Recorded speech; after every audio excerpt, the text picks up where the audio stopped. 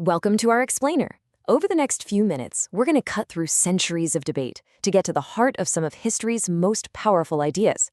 We're going to connect the dots on these massive questions that thinkers have wrestled with for ages and show you how they're still shaping your world right now. All right, let's dive in. So get this. What could possibly connect a 19th century revolutionary, ancient holy texts, and some YouTuber you might watch today? I know, it sounds like the beginning of a really weird joke. But the thing is, they're all tangled up in this single, massive, ongoing conversation about what it even means to be human. Let's meet a few of the key players. So first up, you've got René Descartes. Living in a time of incredible uncertainty, he decided to just burn it all down, philosophically, of course. He wanted to get rid of every belief he had until he found one thing, just one single thing that was absolutely unshakable. And he found it deep inside his own mind. Then, in the total opposite corner, you have Karl Marx and Friedrich Engels. They weren't looking inward at all. They looked out at the world and said, nope, you want to understand who you are? Don't look inside. Look at the huge, messy, often violent conflicts between social classes. That's what defines everything. And then, just to really stir the pot, Friedrich Nietzsche comes along. This guy didn't just question what we know or how society works. He basically threw a grenade at the whole idea of good and evil. He argued that our most cherished moral values were just, well, inventions. As you can see, these guys really set the stage. So let's start where Descartes did, with the individual. I mean, before we can even begin to talk about big things like society or justice, we have to tackle the most fundamental question there is. What am I? And this is his legendary breakthrough, cogito ergo sum. I think, therefore I am. His logic was brilliant. He imagined, what if some evil genius was tricking me about everything? The sky, my body, math, everything. Well, even if that's true, there has to be a me for the demon to trick. The very act of doubting proves that the doubter, the thinker, exists. It's the one thing he couldn't possibly be wrong about. But when Descartes said thinking, he didn't just mean doing math problems in your head. For him, a thinking thing was this whole suite of conscious activities. It's the part of you that doubts, that understands, that wants things, that denies things, that imagines, even the part that senses. Being a self, for Descartes, is an incredibly active, dynamic process. Okay, but here's the catch. This thinking thing doesn't just float around in a void. John Stuart Mill, another giant of philosophy, argued for the ideal of the sovereign individual. You know, you are the king or queen of your own mind and body.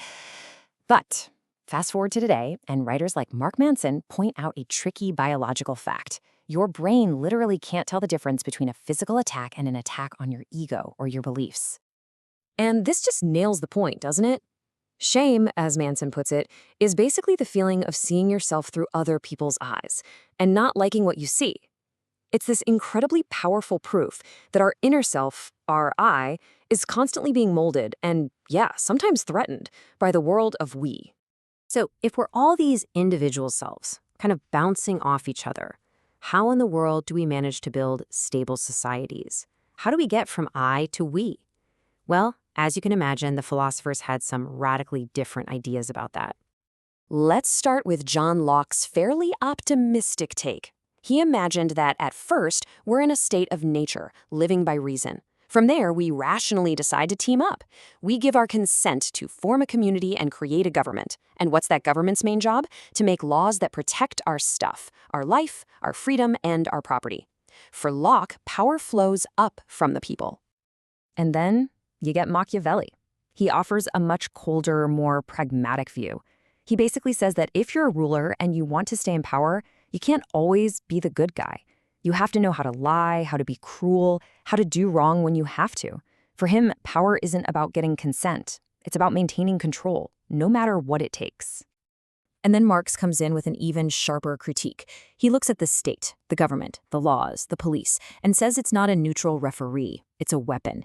He argued that in a capitalist society, the whole point of the state is to protect the interests of the rich, the ruling class, and to keep everyone else in line, an idea that, as you know, is still at the center of so many debates today. All right, so all of this brings us to our last big theme. The societies we build, whether they're based on contracts or control, run on systems of value. We decide what's important, what's worthless, what's good, what's bad, but where do those ideas of value actually come from? Let's start with something simple. Money.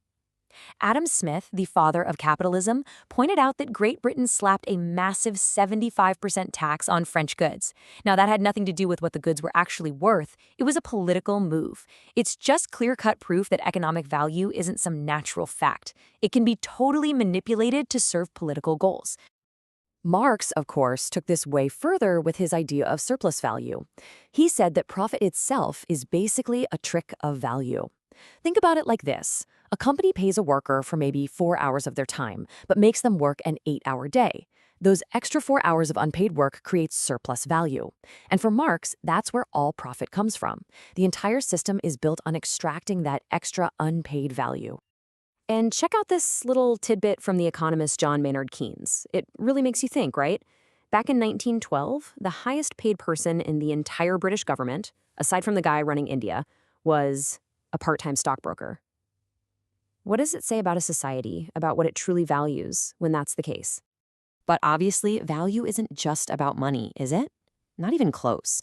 The values that really run our lives, the ones people fight and die for, are moral values. And this is where the conversation gets really, really explosive. And here's Nietzsche again. He argued that what we call God's will or morality is often just a clever power play. It was a priestly class, he said, who invented these concepts to control people. They defined good as anything that meant obedience to them, and sin as anything that meant disobedience. For Nietzsche, we don't discover moral values, we create them. John Stuart Mill had a more subtle but still pretty sharp critique. He looked at Christian morality and said, it's a bit incomplete. He thought it was too focused on the thou shalt nots, on passively avoiding bad things, rather than actively going out and doing good things. And what's really fascinating is he contrasted this with a passage from the Quran, which he praised for having this very active, civic-minded idea of what your duty is to the state. And that brings us to Voltaire, who just cuts right to the chase. That quote says it all, right? The person who demands you believe what they believe or else you'll face divine punishment is just one small step away from threatening you with actual, real-world violence. For Voltaire, the most important human value, the one that makes society possible at all, has to be tolerance. So we've journeyed from the deepest parts of the self, to the structure of our societies, to the very nature of good and evil. And it kind of leaves us with one final thought. Now what? Because as we've seen, these aren't really separate topics. The way you define yourself shapes how you think society ought to be built. The way society is built decides what that society values. And what it values circles all the way back and shapes the self. It's all one huge, interconnected, and totally unfinished conversation. Look, Descartes, Locke, Marx, Nietzsche, they all gave their powerful, often conflicting answers to these huge questions. They've laid out the arguments for you. So the only real question left is, where do you stand? What are your answers going to be?